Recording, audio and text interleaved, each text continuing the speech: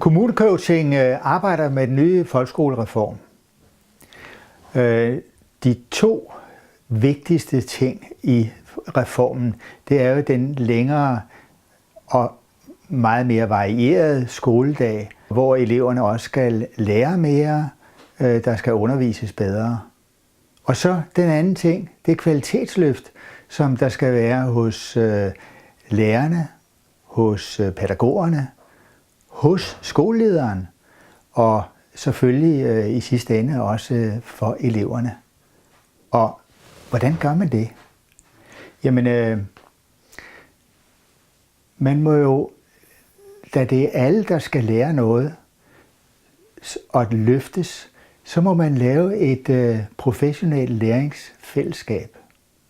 Et fællesskab, som, hvordan skal vi sige det, går på tværs, går op fra og ned, men også nedefra og op.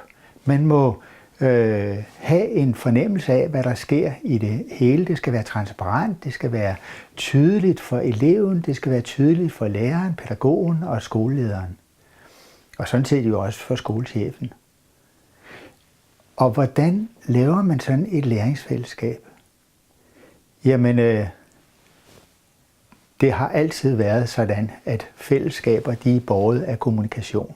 Man må have kontakt med hinanden. Og det, man må blive dygtigere til, det er at lytte.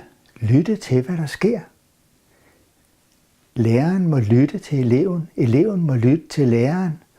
Læreren må lytte til lederen. Lederen må lytte til læreren og pædagogen osv. Man må blive dygtigere til at spørge ind til. Stille nogle spørgsmål, som man måske ikke har stillet før. Man må være nysgerrig på, hvad det er, uden en forforståelse, uden at på forhånd vide, at det er sådan. For sådan har det nok været meget præget, især at lærere og pædagoger har haft en forforståelse i forhold til eleverne. Og hvordan gør man det? Jamen, feedback er man nødt til at tage meget alvorligt. Ikke en feedback, hvor læreren bare snakker til hele klassen, men hvor læreren går ind til hver enkelt elev og hører lige præcis det, fordi når hele klassen får feedback, så er der ingen, der får feedback.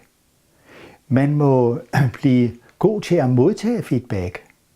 Læreren må være god til at modtage feedback fra eleven. Det har man ikke været vant til. Og alt det er noget, kommunecoaching arbejder med igennem mentorcoaching. Mentorcoaching er på programmet for kommunecoaching, har været det sidste års tid, og vi arbejder og udvikler videre på mentorcoaching. Et system, som i Canada har givet meget gode resultater.